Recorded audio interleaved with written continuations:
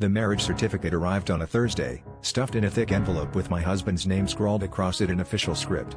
I thought it was another boring tax document, until I opened it and saw his name, side by side with hers, his high school sweetheart. The date was last month, right in the middle of his business trip to Portland, the trip where he called every night and told me he missed me, promised he'd bring home my favorite coffee. I dropped the paper on the kitchen floor and just stared at it, feeling the room tilt sideways.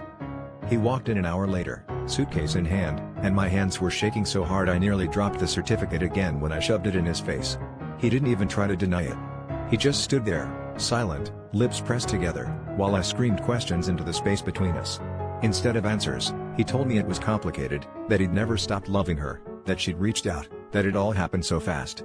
I smashed a mug against the wall, and he just watched the pieces scatter. The worst part was how he begged me not to call her, not to ruin what he called a fresh start for both of them.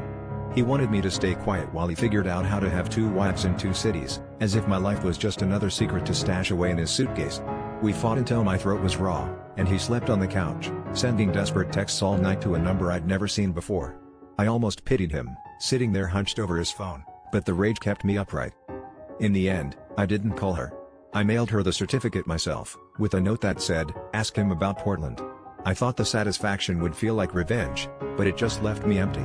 I realized I'd been holding on to the idea of us for years, ignoring the cracks, desperate not to be alone.